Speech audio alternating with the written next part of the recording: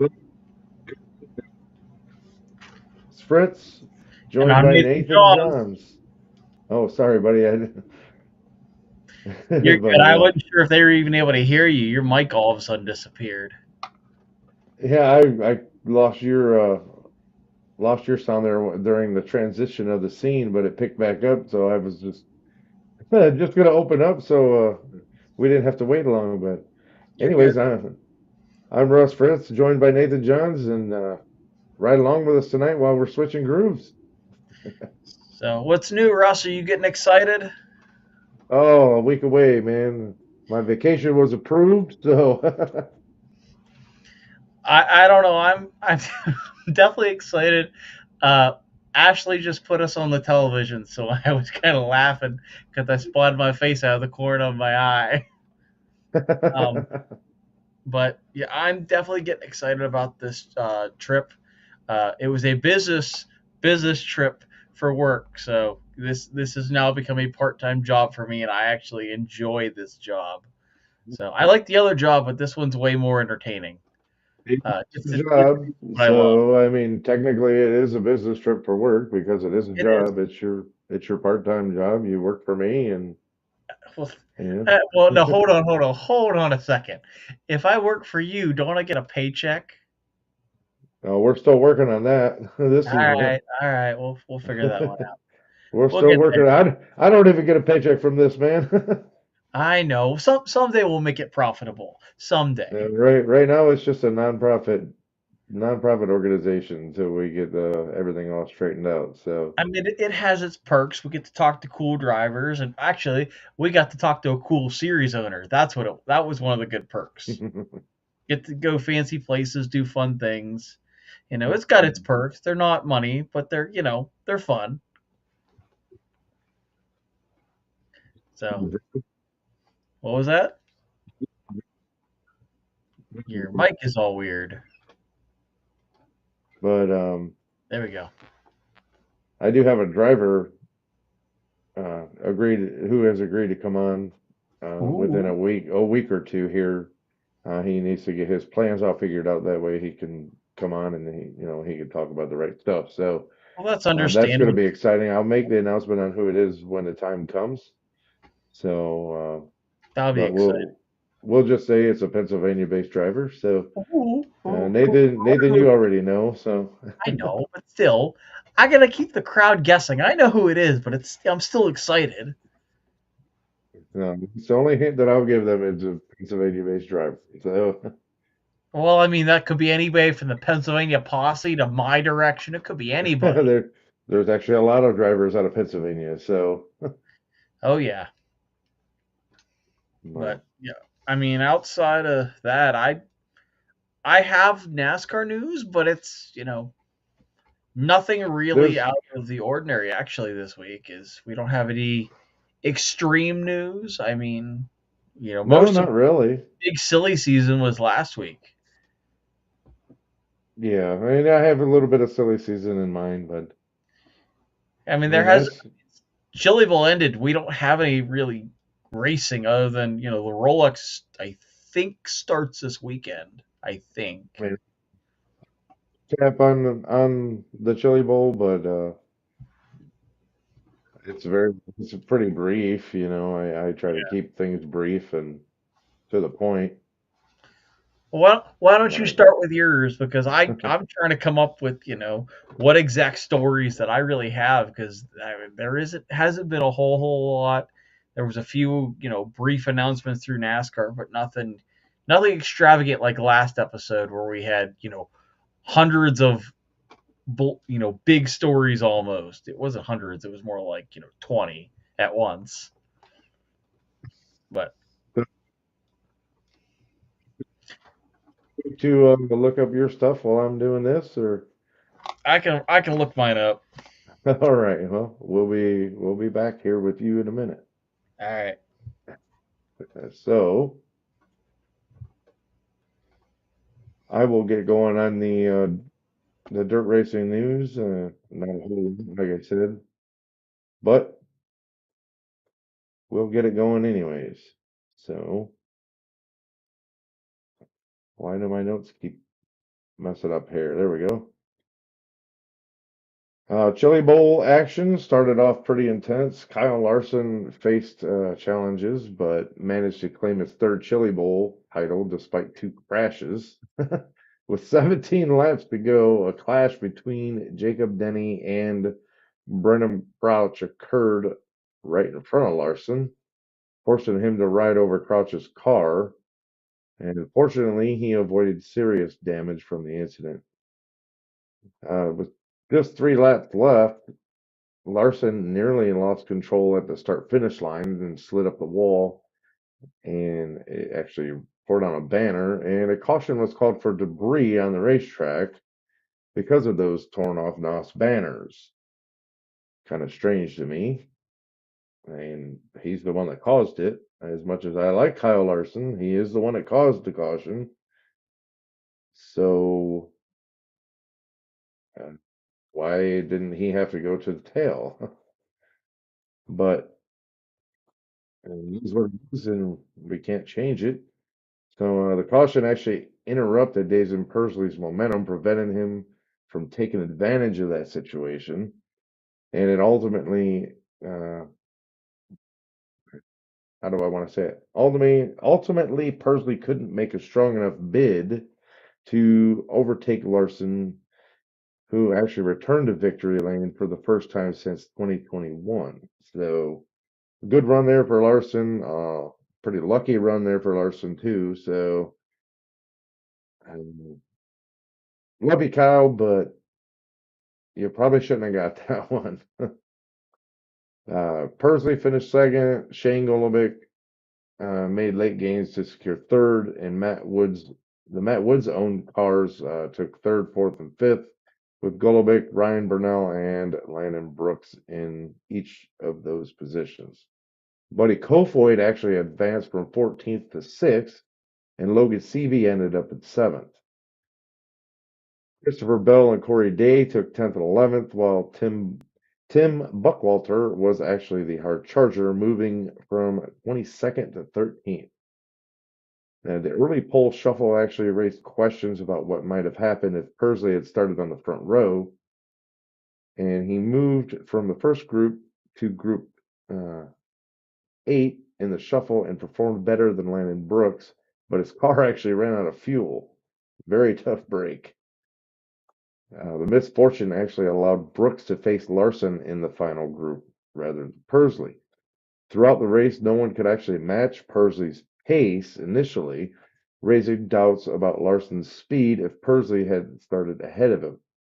So Persley took time to pass Brooks after starting third, but he couldn't overtake Larson for the rest of the race. So lucky break for Kyle Larson, tough break for Persley, and man, I'll tell you what,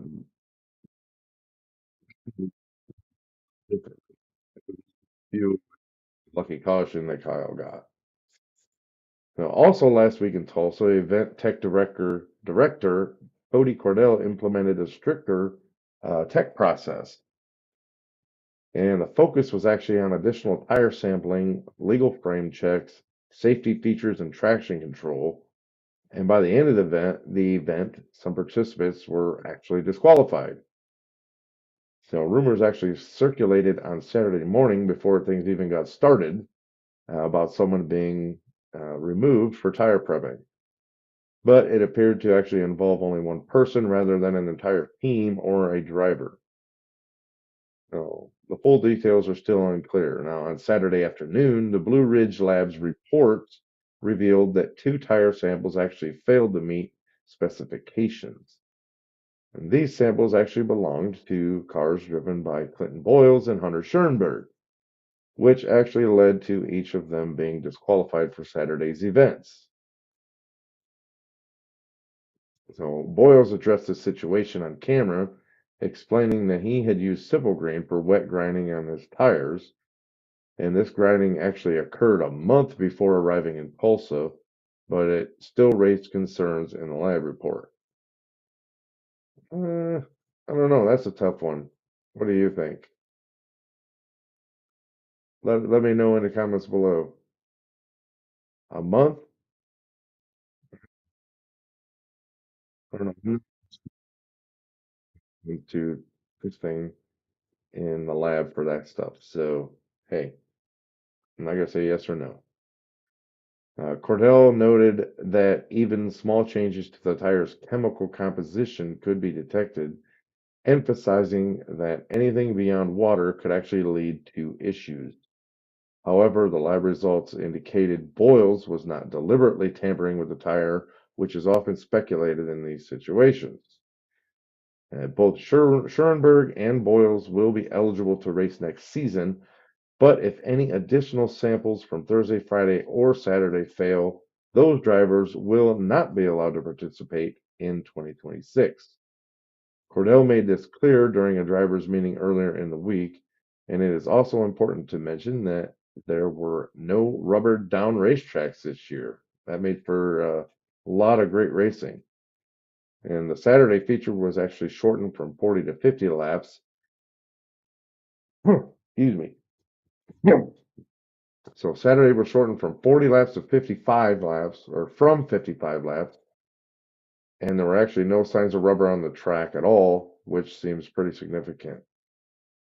And comments on the event or the technical process are welcome below in the comments section. We'd love to hear from you. What are your thoughts? On to silly season. Um, in Tuesday's regional sprint car news, the All Stars actually welcome Caleb Henry to their full time roster. So Henry returns to the Running Boxer Farms 101 for his second season after moving from California to right here in Ohio last year to fill the seat. In 2024, he actually achieved 6 victories, including 4 with AFCS and 2 with the Fast on Dirt Series. 5 wins occurred at Fremont and 1 in Attica. He also claimed the Fremont Speedway Track Championship and secured several top finishes against the World of Outlaws and High Limit. So for 2025, Henry will have a new crew chief as Kevin Osmowski steps back from racing. Andy Potter, former crew chief for the Joe Sealing owned 97 team, will actually take that role over. With Henry's addition, the All Stars now feature 7 drivers, including Justin Clark, Aiden Price, Devin Borden, Leighton Wagner, Darren Nida, and Cody Bova. Currently, Borden and Henry actually appear to be the early favorites for the All-Star Circuit of Champions championship title. The World Outlaws, their season is just weeks away. I think about 2 or 3. And new full-time drivers are still being announced. Crazy. But the latest, Skylar G, one of the latest, I should say, Skylar G will actually join the Outlaws for his rookie season in 2025 alongside Chris Wyndham, Paul Macedo, and Garrett Williamson for the rookie title. This addition actually brings the total number of Outlaw drivers to 12, including the 4 newcomers. The lineup features experienced drivers like Gio Scelzi, Buddy Kofoid, David Gravel, Carson Macedo, Donnie Schatz, Logan Schuchart, Sheldon Haudenschild, and Bill Balog. Last season, G actually ran 68 races, achieving 10 top 5 finishes, 21 top 10 finishes, and a weekly win at Attica Raceway Park. He also performed very well in outlaw events at tracks like Eldora, Atomic, Beaver Dam, Route 66, and secured top finishes against High Limit. G has experience in touring competitions with the All Stars and has claimed victories across various series, including Fast, AFCS, OVSCA, and ASCS. This season will actually present a significant challenge for him, though, as he prepares to race more often than he ever has against tougher competitors. So, good to see Skylar G moving up, but it's going to be a pretty tough season for him. Best of luck to him.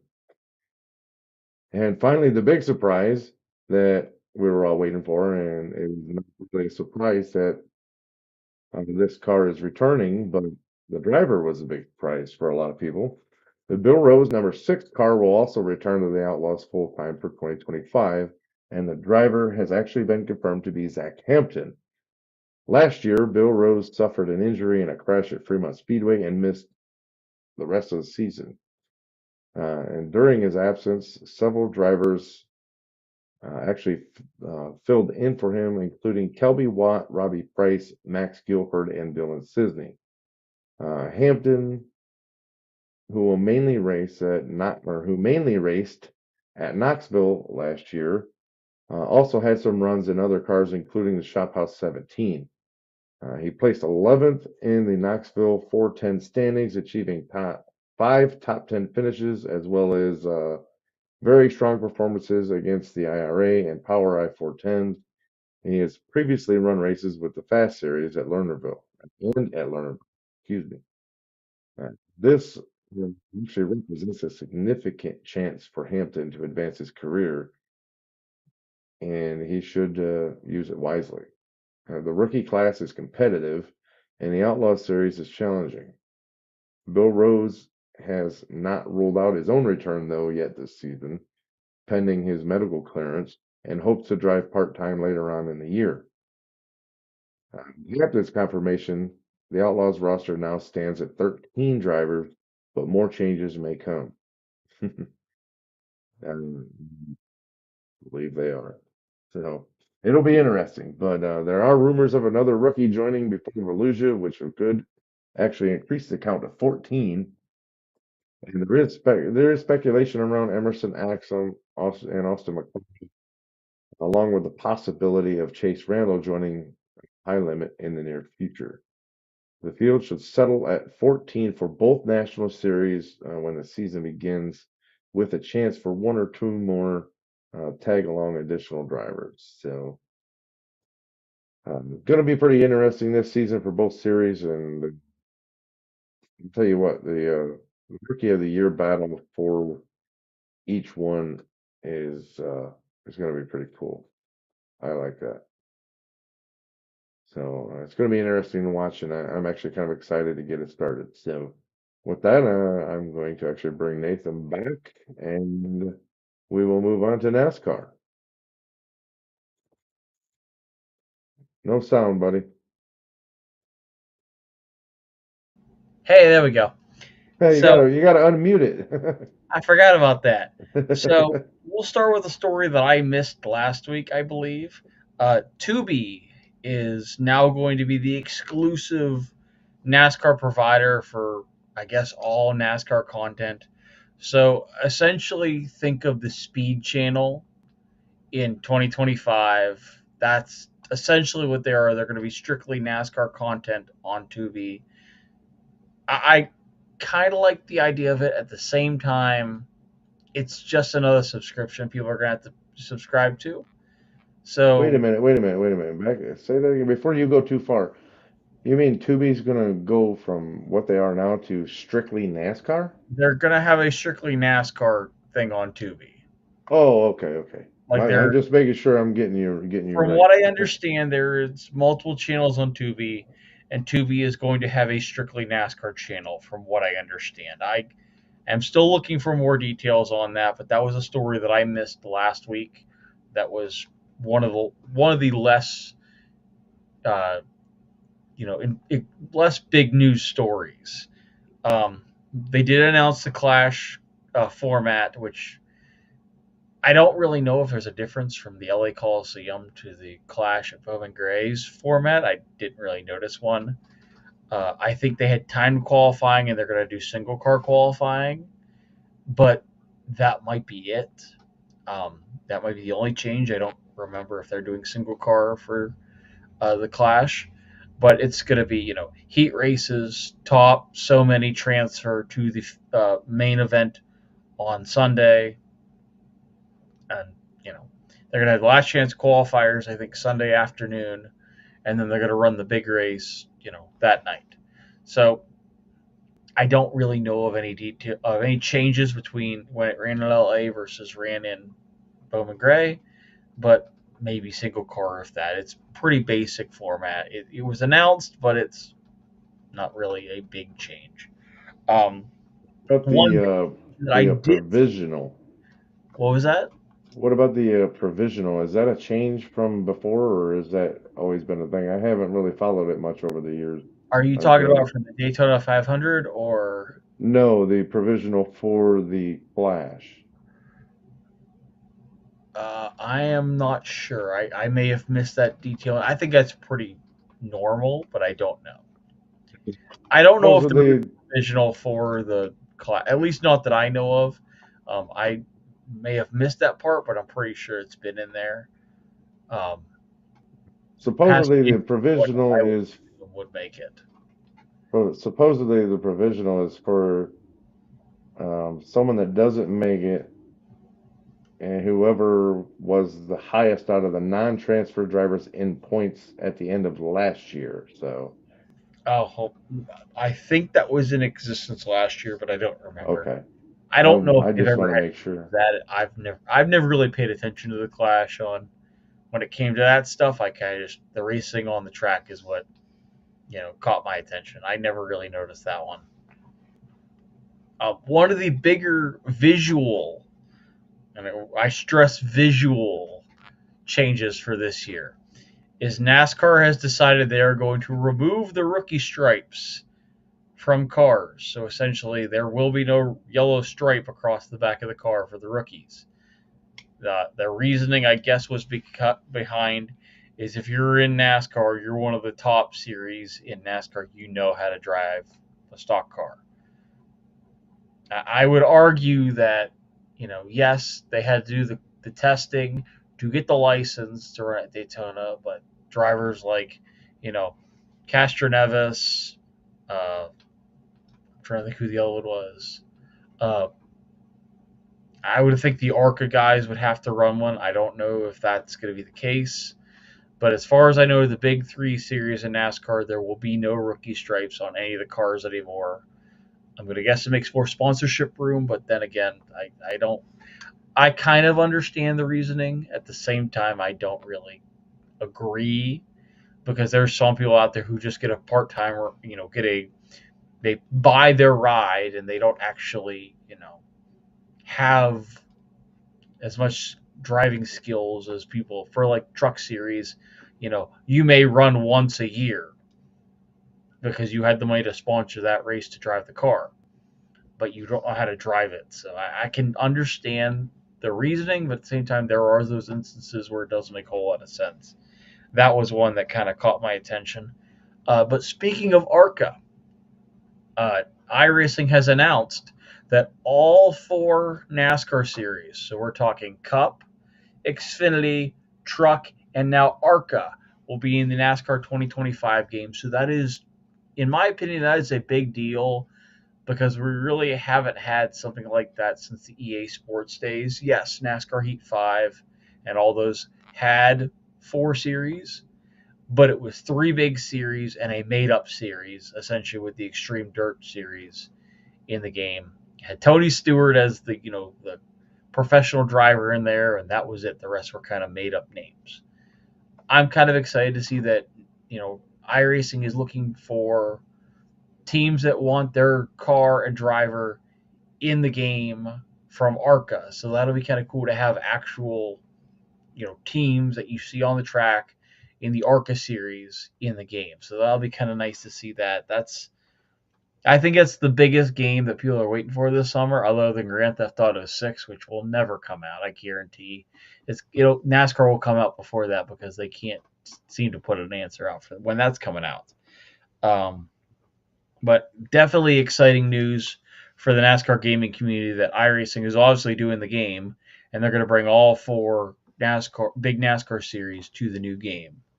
Um, Now, if you're not into gaming, uh, if you're not into gaming and you're looking to actually get your hands on some of the good stuff, like actual physical racing stuff, Hendrick Motorsports is having I guess, a 7-day surplus sale where there was, I believe I counted 7 different cars, mostly Gen 6 cars, that you could purchase from their auction. I believe it was Iron Horse Auctions out of North Carolina is handling the sales.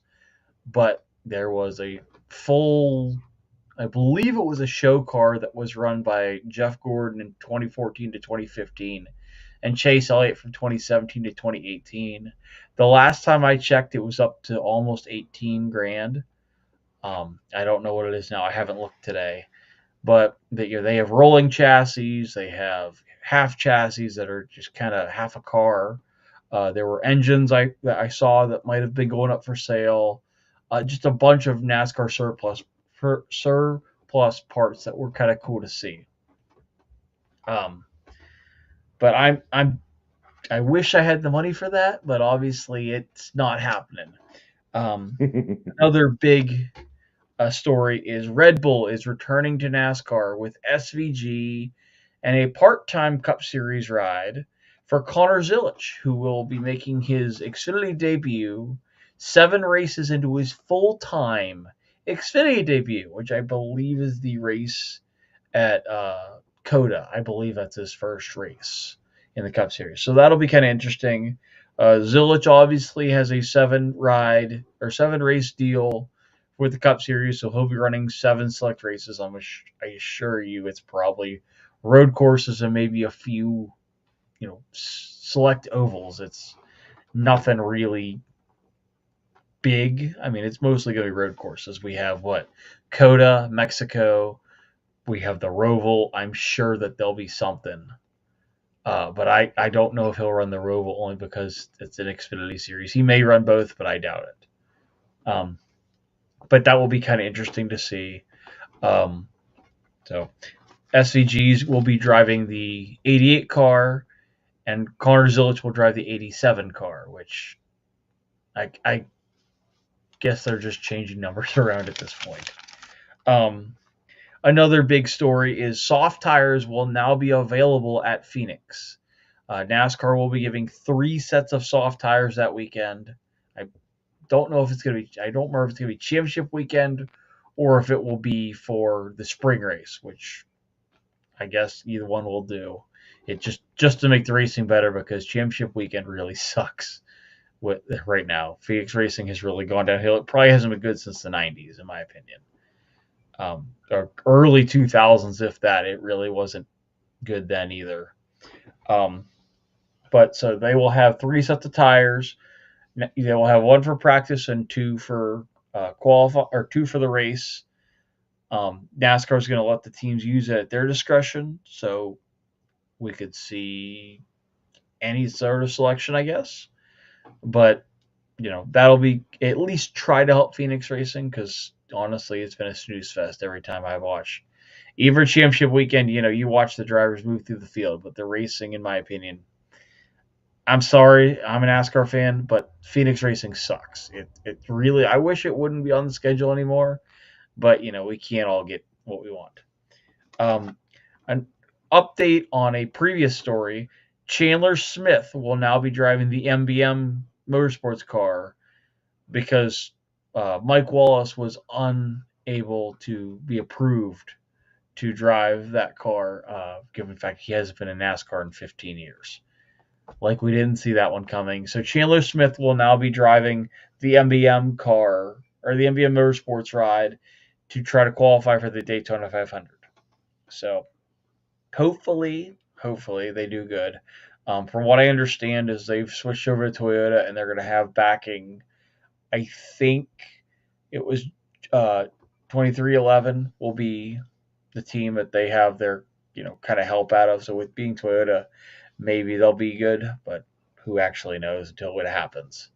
But that's all the news I have for now. So I'm going to send it back to Russ whenever he's ready. But like I said, I didn't have a whole lot of news this week. So, what you said about Phoenix, one thing that I believe would make that interesting a little bit more, I mean, probably not a whole lot more, but a little bit, keep the drivers off of the stinking apron, especially in the dog leg. Get them back up on the racetrack. even then, and I'm going to take a page out of Tony Stewart's book, even if they stayed off the dog leg, it really doesn't. It doesn't affect the race at all. It's not really a shortcut. You still got to slow down that much more to get to the corner, so it's really that not that much of an advantage. It more or less gives you a bigger gap instead of it narrowing up. It expands the track, but you really don't get a significant run compared to the people that stayed on track. You're getting more speed, but by the time you get there, you get to slow down just as much. So I don't see an advantage. I've never seen it on TV other than coming up and dooring somebody, but I never understood the point of it. I've watched and I really haven't seen any advantages to being on track versus off track. So I don't. I think it's just preference, but But being a AJ former track promoter, we man, set them halfway and set them the other way. I'm sure it'd make a good race because otherwise I sleep through it anyway. but being a former track promoter, I guess it's really kind of a pet peeve more than it is anything of mine that Yeah. get the damn racing back on the racetrack where it's supposed to be. I mean, here's the problem with the way they set that up is pit exit is down there. So essentially you're not really you can't put grass down there because pit exit is gonna be on one side. No, but you could put a The double yellow racetrack line around the track. really can't, there really isn't a good way to do it unless you put curbing right along that, white line or right below the white line, leave a little bit of apron. But unless you're putting some sort of, turtles down there where you can't hop over it, these cars are so low to the ground anyway, you really can't even do that. Just because there really isn't anywhere. I mean, you can't put a wall there because obviously extending the wall that far is going to be an issue for it sticking out into the track. You slide off the track, you're going to hit that. With the new reconfiguration, it kind of screwed all that up. I wish they would have left it on the front stretch instead of in the dog leg, but at the same time, it does give a little bit more area for them to do burnouts after the race. And they kind of moved all the grandstands to that end, so there really is no going back now. I personally don't like how they have it set up. I liked it the old configuration better. Honestly, if you're gonna cut the track, put the start finish line on the front stretch where it was, and let them cut down the back stretch. But you're still not making any more advantage doing that either way. It's not. They call it the shortcut. It's really not much shorter. I mean, you're not turning any faster laps. You're just tearing up your car doing it. Especially with the car now having a splitter being so low to the ground, it really doesn't do you any good either way. Most people are on track versus off track and still winning the race. I mean, you see very, very few people go off track anymore, and it actually benefit them. It just hurts them in the end. If they were ever to repave that racetrack, they could leave that whole section out and it would still be brand new. I wouldn't even say that. I just there are lately, like I would say, with the Xfinity cars and the old Cup cars, not the next gens, the old ones. There, I mean, there wasn't much of a difference then. You could do either one; that wouldn't hurt the car much.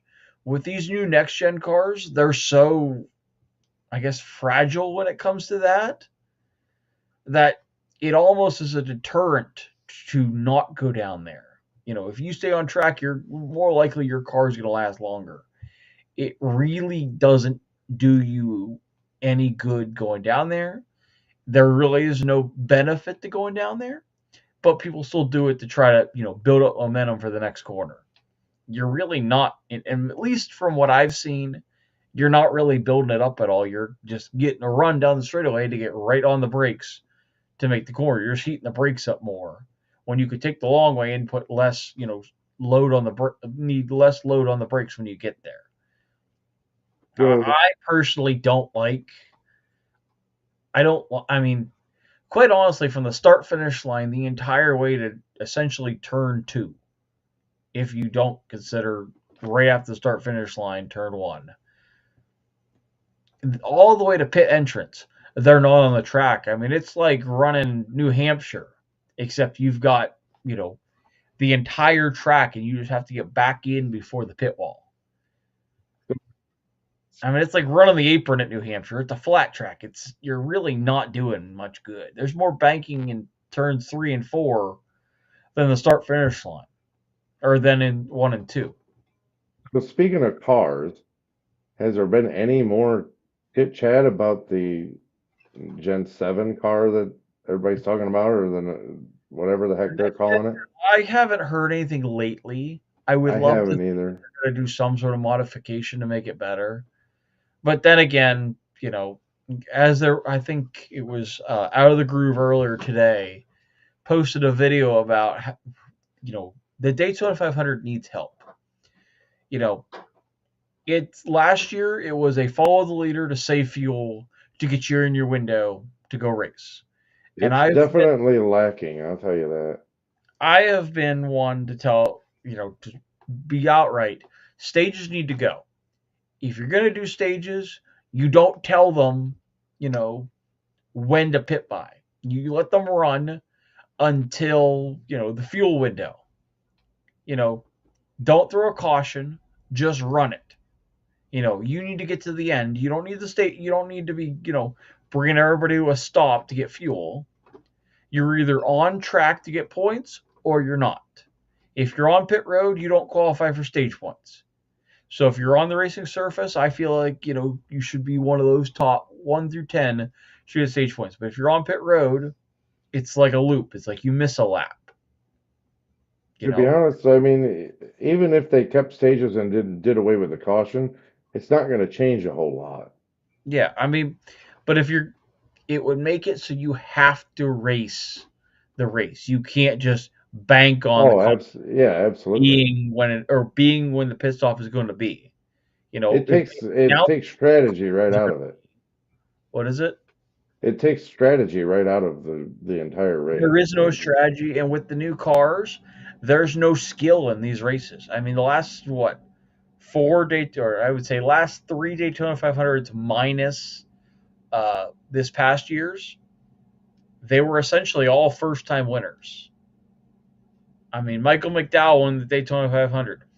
He then won the Indy Road Course, later that year or the following year. Cendric won at St. Louis after winning the Daytona 500 on a fuel strategy move.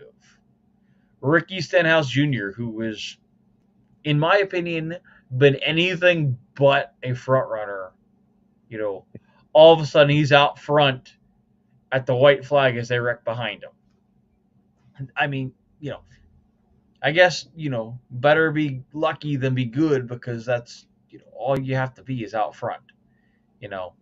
There really is no skill involved in NASCAR anymore, and it's very, very sad. Cars to the format.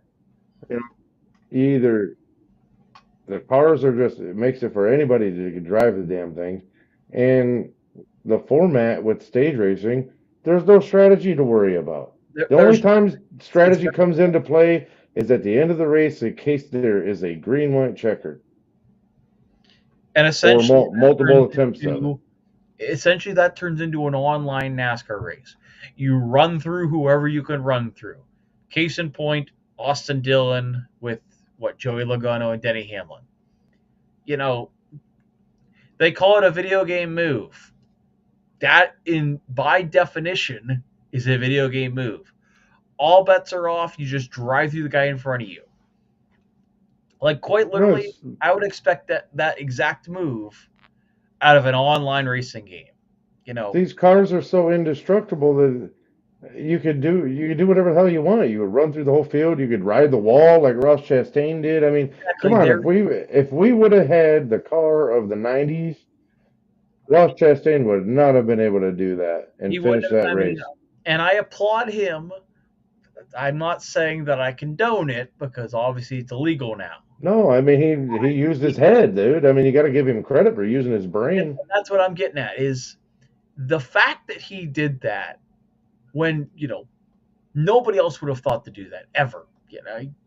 Nowadays, obviously, it's illegal, but when would you ever? That's a desperation move.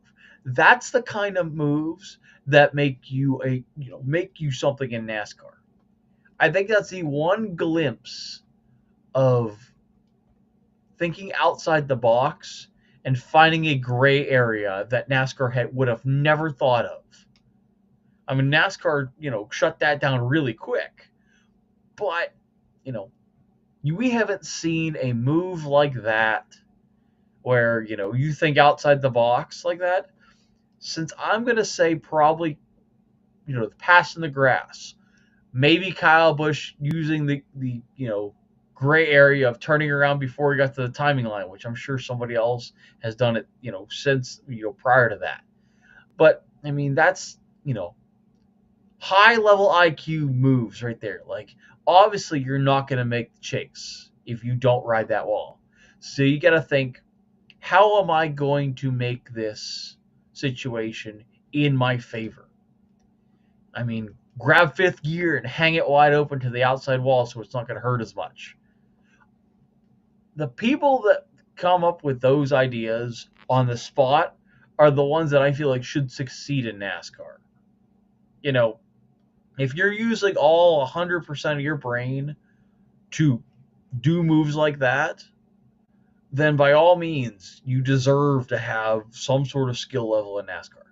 Some of these guys, all they did is bought a ride. There was no skill involved. They have no talent. It's just, hey, here's a lot of green. I want to drive your car. And I have people who will pay the bills for me to drive. Nobody's earned a Right ride there. anymore. There's a little bit of talent, but money talks more than talent anymore, and it's very sad. I mean, I believe It's it a was on very Action sad reality. Detrimental. What was that? It's a very sad reality in motorsports today. I mean, you even get it in sprint car racing. Well, even not even just the talent part of it, or not even just not even just talent part of it. The cars don't do you any good either. I mean, I think it was Actions Detrimental. Denny said something along the lines of, "You'd rather have 150 horsepower car with zero drag because at least you could move the cars around." For example, Kyle Busch last year pulled out of line and dropped anchor.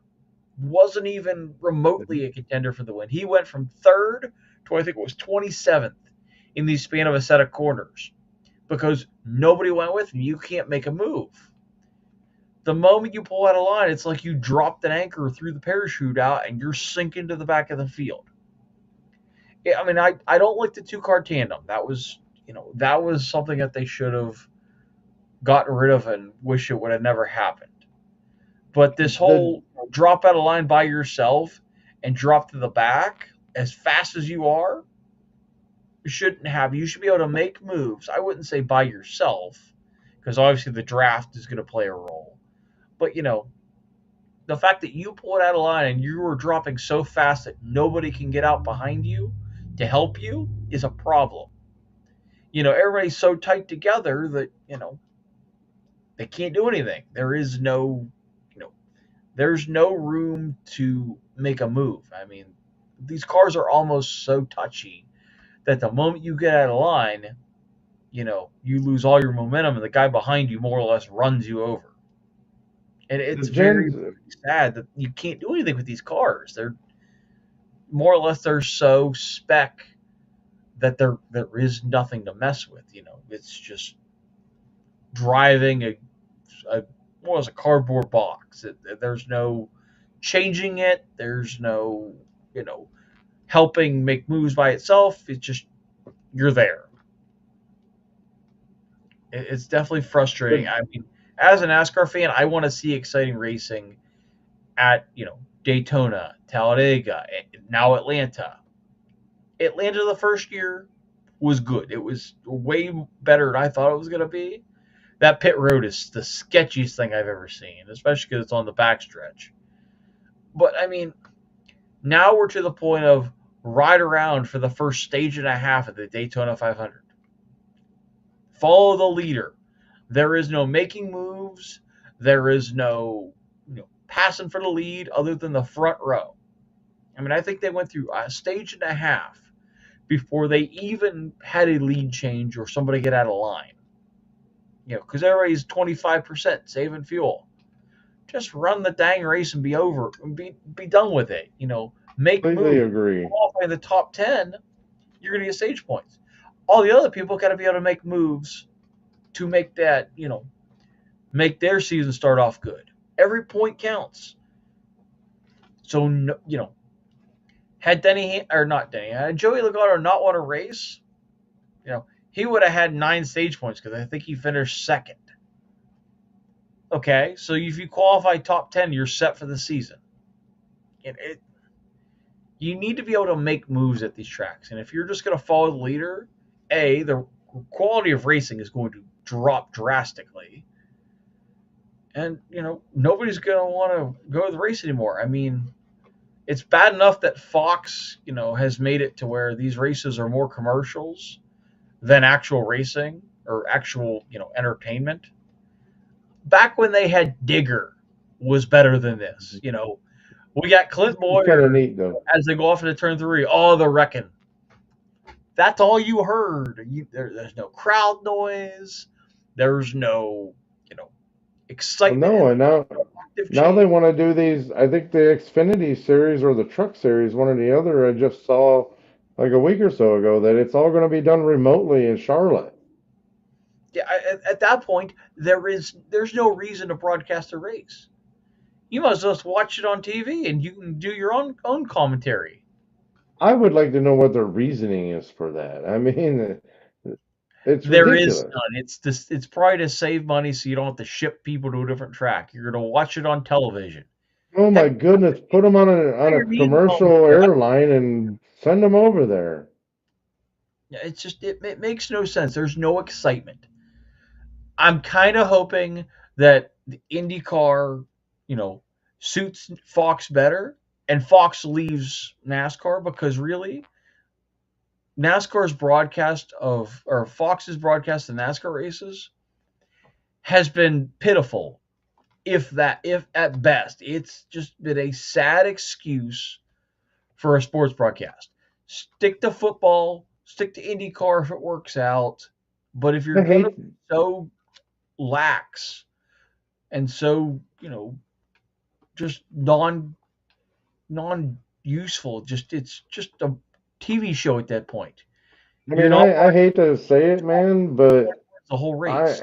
at this point, I mean, like I said, I hate to say it, but at this point, I am really just ready for NASCAR to bring their own streaming service out and everything is on that because it's just one less subscription I have to buy. Right now, you got to have 5 or 6 freaking subscriptions just to watch a race. I mean, I would love to have. I mean, I know it's not possible with the football season and everything, but I'd love to have NBC. Yeah, NBC puts off a better race than Fox, race after race after race, or even TNT. Expand TNT's season. You know, put it on something that on national, like the Daytona 500. Put it on something that is national broadcast. You know, Fox, yeah, you can watch it, but the content sucks. I mean, now that they got rid of Race Hub and it's going to go to essentially Tubi, you know, what is the point of having NASCAR anymore? You cut the one full time NASCAR thing that people actually watched. Nobody ever watches the races anymore because they were all either commercials or just dead air. They're watching the race from the broadcast booth. You're not telling us anything. The It's only essentially thing, like if Ken Squire was watching the race and not saying anything. You know, he was a great picture or storyteller. You could literally listen to the race like you were watching it. These guys in the booth are watching it without saying a word. What's the point in doing that? Fox has left, NASCAR wise, is the race day broadcast. That's it. they don't even have that. With Race Hub being away, it really doesn't exist anymore.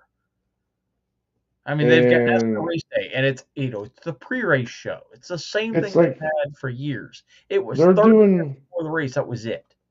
it's like they over the last 10 years, slowly they've just been eliminating anything that has to do with racing or cars because, I mean, first they got rid of our speed channel, and then there was another channel they had that was strictly just cars and racing and stuff like that. They did away with that. They're doing away with all the different broadcasts and TV shows. So what do they I got left? honestly, I would The love to the see them. only reason that they are keeping NASCAR itself on race day broadcasts is for the money. Honestly, I would love to see Fox celebrate their 25th season with NASCAR and get cut. And I hate saying it, because it would hurt a lot of people's jobs. But at the same time, they haven't had a decent broadcast in quite some time. None of these memorable moments happen anymore. Either Fox needs to cut ties because they're just losing money, because they're really, nobody's tuning into them anymore. It's all commercials. They're killing off fans for NASCAR, more or less. I NASCAR's mean, already hurting for fans as it is for some events. I like how these companies, these broadcast stations have gone to the, like nonstop stuff where they'll do a split screen with an ad. I mean, at least you can still see the race. I do appreciate that, but Even then, still, they have those, and then they're not, they don't do anything with them. With the side by sides, you're still watching you're just watching a video feed while you've got a commercial. The sound of the commercial is playing, not the racing. So if the camera guy's not on the ball, gets to the camera, you're not gonna see anything until they change. You're not gonna hear anything until the commercial's done. but I mean, even without the commentary, the broadcasting would still suck anymore Yeah. because they strictly just focus on like that one guy or one car. They never go back. If there could be a heck of a battle going on in the middle of the pack or even in 10th place, four cars battling for it, and the leader is 5 seconds ahead of everybody else, and they still focus on the leader. Like, give us the action, you know? Probably the most irritating view that I've seen them do is the Goodyear blimp view. Like you're gonna see anything going on track from that view. You're literally looking at the track as you float around the track. I mean, You're not. I could appreciate that as like, okay, they're going out to a commercial, so they do the blimp view and then they go to their commercial. I can see that, but I don't want to watch it from there. That's what they do is under commercial break. It's like watching the race from the Goodyear blimp view. It's like watching ants walk around a track. You And I can't mean, see what it is. and I'll say that for NASCAR and Fox and all them, but I'll also say that for Flow Racing and Dirt Vision because these Nobody got to guys, see it.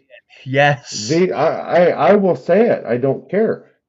These cameramen absolutely, they suck anymore. They focus on the leader, and that is it. I've been at the track watching the race in person, and I have it on my phone, and all you see on the broadcast is the freaking leader, and there is a hell of a battle going on for second, third, fourth, and fifth between all those I guys guess even just to worse. try to get the second spot. And they don't even care. And then when they only have one camera there, what the hell is the point in it anyway? At least teach these guys how to zoom out when there's a battle going on, so they could keep most of it in view. You could keep the leader in view and still have the battle in the shot too. I mean, we want to see the racing. We don't want to see a guy drive around in circles by himself. If the leader's way ahead, like okay, but if there's a battle going on, show us that. That's what we want to see. and we'd like to be able to actually see our broadcasts. And I'll throw that out there because I was heated that we went an entire week for the Chili Bowl, not a single technical issue, and magically we come to the start of the CB and A mains, and nobody can watch the races. It's a site wide, company wide issue where we can't watch the beginning of the race. The big like they did the ceremonies, and all of a sudden, magically, they have a technical issue, and now we're gonna watch the race that you're supposed to be paying for on YouTube. I didn't They even watch. did that though. I watched the end of the race on YouTube. At least they did that though. Instead of screwing you over altogether, at least they put it on their YouTube channel and you didn't have to worry about paying for another feed.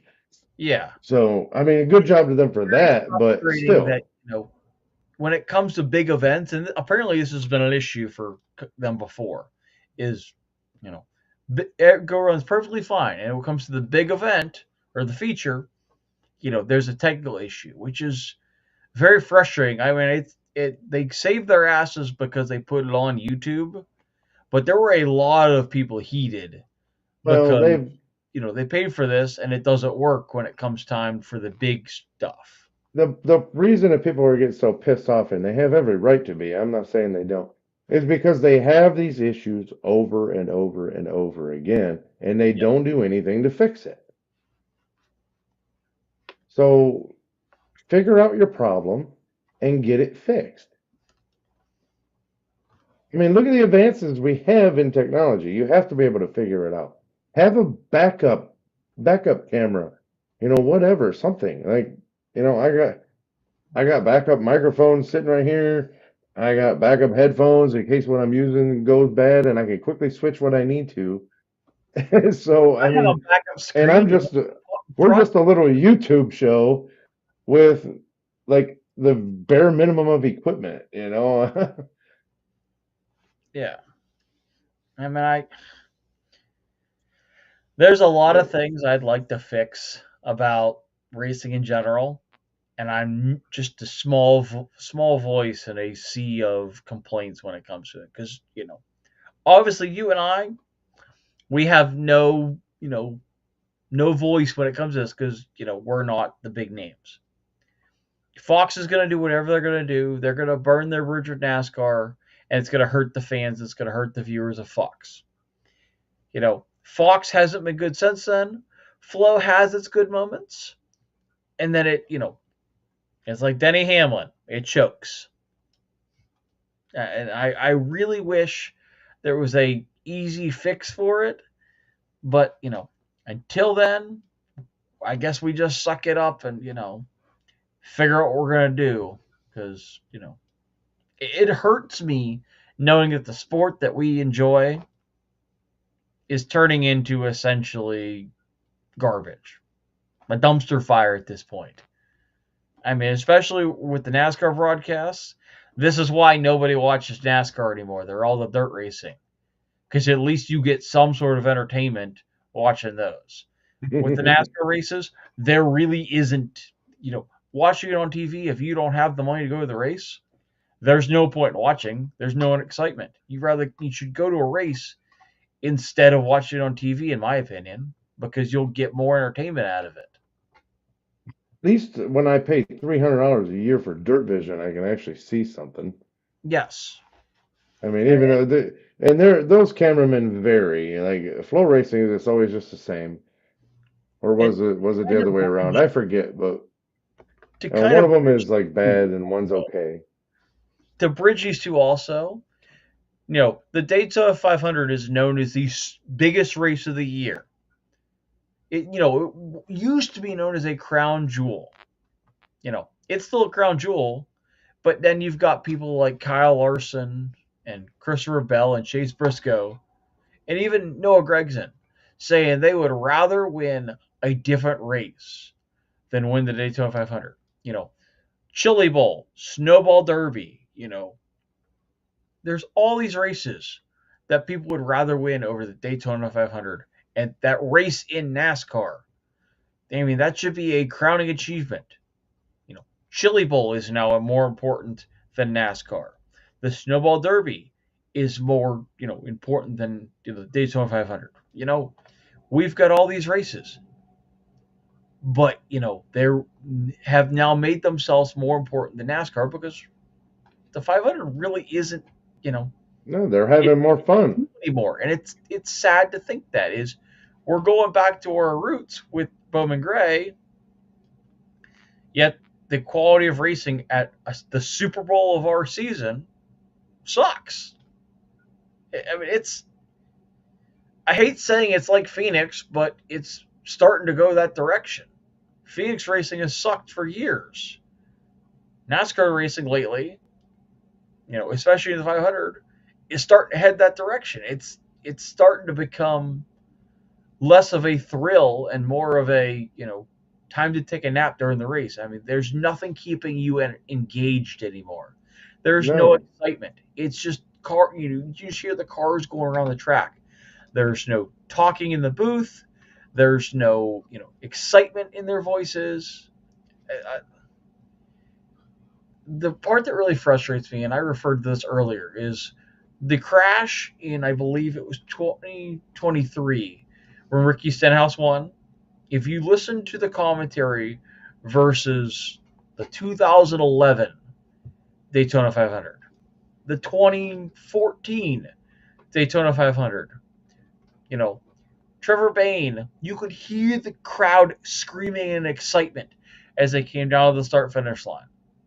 You know, Dale Earnhardt Jr., you could hear the screams in the crowds of him coming to the start finish line. Now, granted, it is Dale Jr., so I can understand that one a little bit why it was louder. But, you had a almost 30 seconds of essentially dead air. You saw the cars moving, there was no motor sounds. It was just, them going past start finish line and off into turn one. And all you here's hear is, my what is it? here's my example of being able to hear the crowd cheer when Kenseth took out Logano. Now, okay, now that was That probably the last time they actually had the crowd in the background of an event. Really, you don't hear the crowd anymore. You used to be able to hear the crowd screaming excitement on the last lap. Now you just hear the cars go by because really, there is no crowd engage. You don't hear them anymore. It's not that the cars are louder. They just you don't hear them because they don't broadcast it. They see kind of how just they're that mic. I don't see how they're any louder because they've taken horsepower away and they've Exactly. added mufflers. So at that point, you should be able to hear the crowd screaming, and you don't Exactly. because they don't put that in there. They don't, there is no excitement in the stands anymore. Now, granted, they had just taken the white flag when the crash happened in turn one and Stenhouse won. But then again, you're coming to the white flag. There should be some sort of excitement in the stands instead of you hearing, Well, not oh, they're wrecking. well, not to be mean, but There's who's nothing really there. excited for Stenhouse to win anyway? I just, it's one of my biggest frustrations is you should just go to the track and watch it because at least you're going to get more of a thrill than sitting at home and screaming at your TV because there is nobody else screaming on TV. There's no excitement. There's no enthusiasm behind these broadcasts anymore. You know, be They don't proud even of the sport that you broadcast for, not they just don't be held to even check. they don't even attempt to use AI and put fake crowd noise, at least a fake crowd in the background so we think that we can hear the crowd, you Oh, it's know? okay. They used AI for the comic book look for the drivers. Oh my gosh. That had to have been the dumbest graphic. Yes, it kind of looked like them, but at the same time, use AI for something that would actually benefit your broadcast rather than your artwork. Yeah, You know, like a crowd roaring in the background. the graphics really, they use the same graphics back to back years. They use the comic book look for the drivers.